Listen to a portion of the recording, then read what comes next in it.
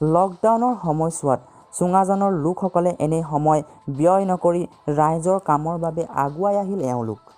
চৰকাৰী বিভাগৰ গাফিলতিৰ বাবে জৰাজীৰ্ণ হৈ থকা এটা ৰাজহুৱা পথ মেৰামতি কৰিলে এওঁলোকে। গাঁঠিৰ ধন ভাঙি শ্ৰমদানেৰে এওঁলোকে নিৰ্মাণ কৰিলে এই ৰাজহুৱা পথটো।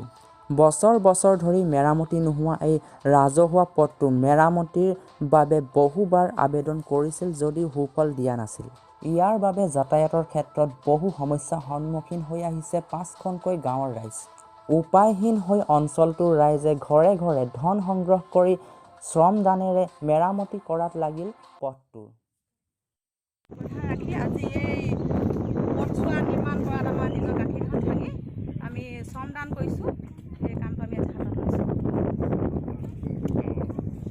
ইয়াত আমাৰ আদৰ্শ মাধৱপুৰ আছে, তেতেলীপুৰ মানুহ আছে, আপোনাৰ মাধৱপুৰৰ মানুহ আছে। এনেধৰণে আমি মানে ৩-৪খন গাঁও মিলি পিনি আজি আমি এই কামটো হাতত লৈছোঁ। এতিয়ালৈকে তেখেতলোকক আমি আবেদন কেইবাবাৰো কৰিছোঁ। আমি পঞ্চায়ত অফিচলৈও গৈছোঁ, আমি মহিলাও যাওঁ, পুৰুষ একত্ৰিত হৈ আমি এনেধৰণে আমি গৈছোঁ। কিন্তু মানে তেখেতলোকে এতিয়ালৈকে আমাক সেইটো আশা দিয়া নাই। সেইবাবে আমি নিজে ভুক্তভোগী ৰাইজ হৈ মানে আজি আমি এই কামটো হাতত লৈছোঁ। বেমাৰ আজাৰ ক্ষেত্ৰত মানে আমাৰ এনেকুৱা অসুবিধা হয় যে এখন গাড়ী আনিব নোৱাৰে। আমি মানে আপোনাৰ ষ্টেচনৰ আগত গৈ পিনি বেমাৰী নি পিনি তেনেকুৱাকৈ মানে আমি নিবলগীয়া হয়। সেনেকুৱাখিনি সন্মুখীন হৈছোঁ বাবে আমি আজি এই কাম হাতত লৈছোঁ।